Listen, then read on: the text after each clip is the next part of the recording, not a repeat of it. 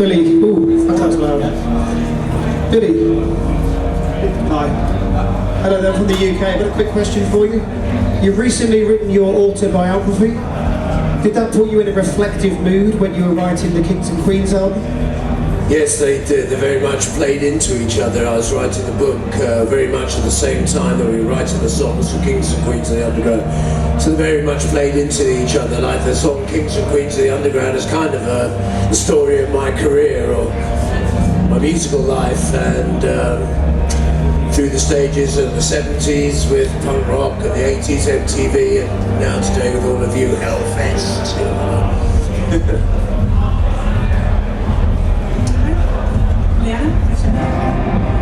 Why did it take so long to come back? Why did it take so long to come back? I think it's one of those things that it's not something you're going to rush. For a start, I found that to really kind of remember what happened, you had to kind of stay in a period of time. When you were writing about something, you had to kind of stay in it, kind of marinate in that period of time, and so that your reflections would come back to you. You'd be able to sort of always drink in those times, and then the thoughts would come to my mind. I would go to the typewriter. So it's a question of sort of dreaming back up those days enough to where you really seriously felt you could commit yourself to paper, and that's the way I did it. It takes a certain amount of time. It's not something you want to rush. You really needed to. Sort of be able to sort of look sort of deeply as far as you could into yourself. It's not an easy process, and it's not always fun too. Sometimes it was exhilarating to be writing the book, and sometimes it would be sheer horror because you're kind of facing both the good side of yourself and the bad side of yourself. So, because I felt writing the book, I really felt that I had to own the good things I did, as well as the sort of the mistakes I'd made. I had to own both territory, good or bad, and that was a bit of a thing to go through to write that down. You had to face some bad moments or some bad experiences that you didn't enjoy at the time, but relive them for the book. And but there again, there was a lot of great times that I can remember too, and it was a question of balancing that out in the book. And I think that, in a sense, took a few years for me to really be able to achieve what I was set out to do. Hi, I am Sebastian from Radio France International. Nice to meet you. Your autobiography is entitled Drug, Sex, Rock and Roll. What would you say has kept you alive during all those years? Well, I think the great thing is I do have something I love to stay alive for. I mean, I'm very lucky. I got to do sort of my dream, really. It's my dream to be in a group. It's hard to imagine my dream was to be here, but it was. I really loved music. It was the frontier. In our time, it was the new frontier, and it was such a new world too. Rock music. It was also new and fresh, and it just seemed like freedom to us. It's been like riding a motorcycle. You get a sense of freedom. I don't know if there truly is any freedom, but you get the feeling there is, and that's what you were searching for. And it was our way of expressing ourselves too. We felt very much that rock music was the way of expression for our generation at that time. I don't know if it's completely that today. I know there's rap music, there's lots of different forms of music, but in our day it was rock and roll music was the way to express yourself. And so it was just incredible to get the chance to be able to live that dream, live that life, and live it to the full. And it meant whatever happened to me, I always wanted to get back to doing this, doing what I love, and making music at some point or other, and hopefully good music that people can treasure, can hold on to and enjoy for years. That's what I try to do when I make a record. I don't make a lot of music. I don't make millions of albums. When I make one, though, I hope it's got something in it. It's lasting. So that was what we were attempting to do. And with punk rock, I think what we were trying to do was sort of bring back sort of fresh energy to rock and roll. And we must have done it, because I don't think all this would be going on all these years later if punk hadn't been in some way or other successful. We've have done for Rock Meeting. Any plans for DVD? Any plans for DVD, Blu-ray? Well, I don't know at the moment. We may well do something like that. At the moment, we're just kind of enjoying being back on the road and being here in France in particular. It's fantastic. Personally, I don't think we play enough in France. I love the French people. I actually came here when I was 9 years old. I came down to the south of France and I stayed in Aix-en-Provence. It was very beautiful. And I've got great memories of the French family I stayed with, and I feel a connection to France. And so anyway, yes, it's very lovely to be here. Wish we played more. Hello, my name is Hugo. What is the difference between a writer and a rock star? Well, I suppose in some ways the writer is the introvert in me. You know, it's a strange dichotomy we have, because in some ways to write songs you're introverted to do it, but to get on stage and perform them you're extroverts, and somehow, somewhere in us there's both things, and I think that's what you see really. My writing side is more my introvert side, and the personal side, and the me on stage is the crazy man crazy who gets to sort of hang his balls out on the stage and show you all what they look like, you know. Hi. 35 years later, what happened to the next generation? Well, I hope we're still here, really, one way or another. I mean, we've got a lot, it's a lot of water under the bridge, but I feel that we did a lot. We did a lot for our time, and I think the fact that there's festivals like this still going on and people still love rock and roll music, I think that said a lot for what we did to refresh it in 1977. And I'm certainly very proud to have been part of that, and that was really the Generation X's answer to a world of no future. This was our answer. Do the thing you love. And if for us it was to be musicians and play music, some other people picked up a camera and became a photographer, and some people picked up a pen and wrote, made a fanzine and wrote about the scene. So that was the thing. It was try and do the thing you love and enjoy it, and sort of live it to the full. And that's what I'm still doing today. It's 39 years later, actually. I'm not frightened to say that. I was 20 years old when we started in Generation X. I'm now 59, so it's 39, nearly 40 years since punk rock. So there's a lot of water under the bridge. But we got loads ahead here. We were all on the same fucking circuit.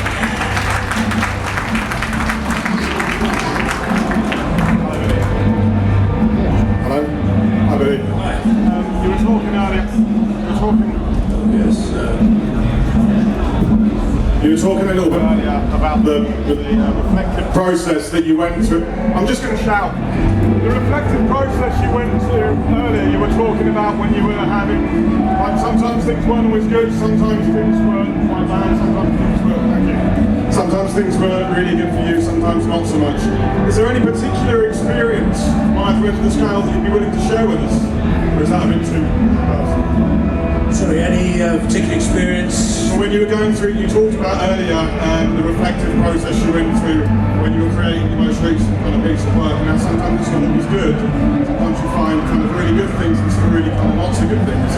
So obviously, for instance, the biggest one is the motorcycle accident I had. I mean, it was completely unnecessary. The motorcycle accident I had, I was high as a kite on a motorcycle at rush hour. And it was, you know, it's completely stupid. And I mean, it's things like that that were a wake-up call. I mean, it's a horrible thing to go through. I had 7 operations. I mean, at one point they were thinking they were going to cut my leg off, so I was thinking I was going to, you know, I was going to have a peg leg or something. I mean, I even had a friend, a motorcycling friend. He broke his leg and he had it fixed so he could ride the motorcycle. It was fixed. I was starting to think like that, man. I'm going to have my leg fixed. I can always ride the cycle. I don't know. It was a weird time. And also, I was on so many drugs in the hospital. I mean, in some ways, it was fantastic. I was out of my mind on the best morphine ever. But man, you're going to lose your leg, you know. So it's like a horror story, you know. So it was horrible. And to relive it was kind of a nightmare in some ways, to write about it, but I had to own that territory. That's part of the journey. And just as much as I have to sort of own the sort of success or the fantastic thing of being in punk rock and then be able to carry on with my solo career, I still have to own the bad times too. And things like the motorcycle accident were just a gigantic wake-up call and showing me that the honeymoon with drugs I'd had was over. Way over. It's just the drug addict. He doesn't want to know that. I want to, we want to believe I can get the honeymoon back. We're still in love, baby. I can make it. We can bring it back, but you know it's fucking dead, man. It's dead, and it's. So what do you do? And that's where we were. I had to sort of face up to things like that, and it took me a long time to get back to square one, where I can be on the road and enjoying it and making music and being with you and still being fairly together, not throwing myself under the wheels of whatever car comes along, which was what I was doing back then. You know. Cheers, man.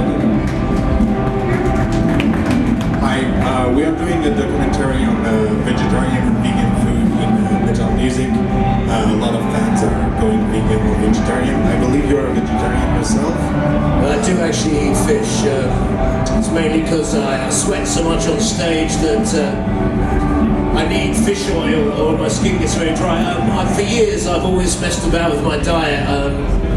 You know, when in the 70s, everybody wanted to be David Bowie thin. So, you know, like I was eating brown rice, so I'd be we were trying to be pencil thin because that was so cool, you know. But I always started to mess about with my diet years ago, and for a long time I was a vegetarian, but I've always I eat fish as well. So I'm a pescatarian, I suppose, but I eat a lot of brown rice, and I eat a very strict diet, actually. I mean, that's the only way you can do this job, really. Go on that stage, the last thing you want wobbling about up there is fat. I don't know how much you can feel it, man.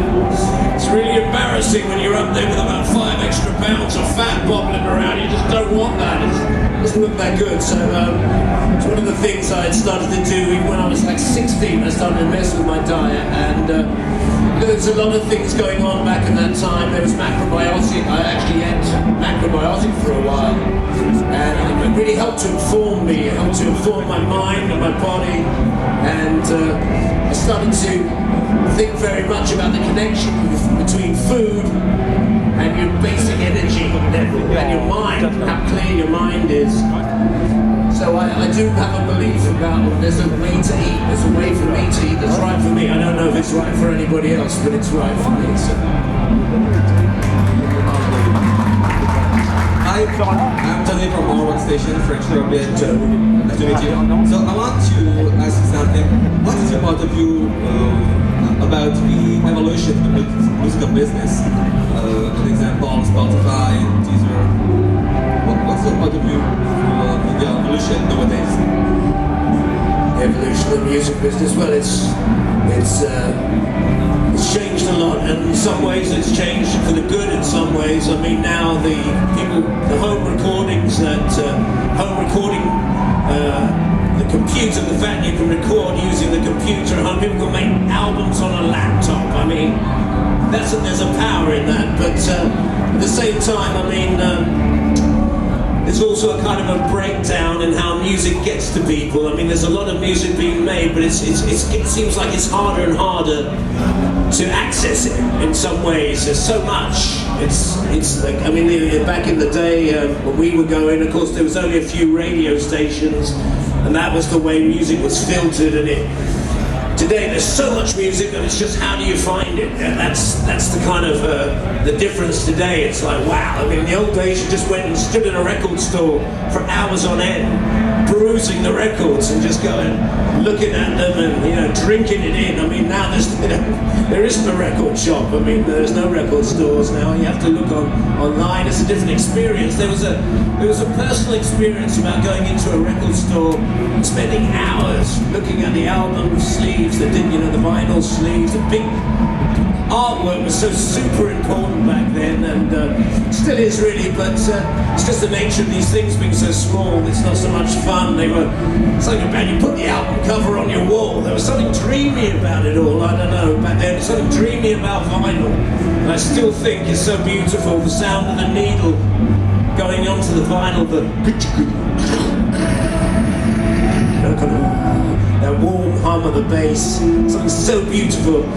But still, as long as you're accessing music somehow and you're enjoying it, there's so many ways today, that's the thing, there's so many ways to carry music about in your pocket, and I mean, we could never have thought about that. I mean, cassette machines were, reel to reel, that's what I remember. We started off copying music reel to reel, you had to have a huge, fucking gigantic thing to record. Now there's tiny, you know, so there's a lot of good things have happened, and there's some other things that are not so positive, but I think what you do is you have to try and live with it, work with it, and hope that things improve, and try and make good music so that when people do find your music, they enjoy it. That's about it. Yeah, the best I can do.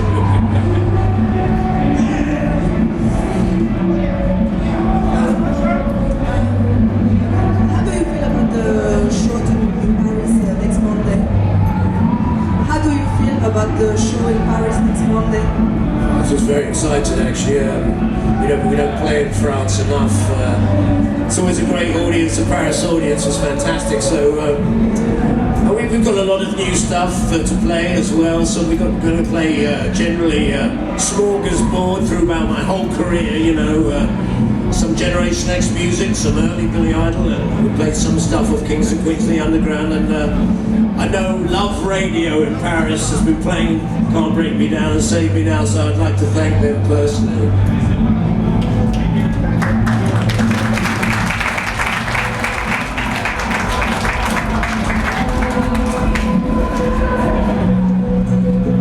Thank you, yes, we just posed a picture.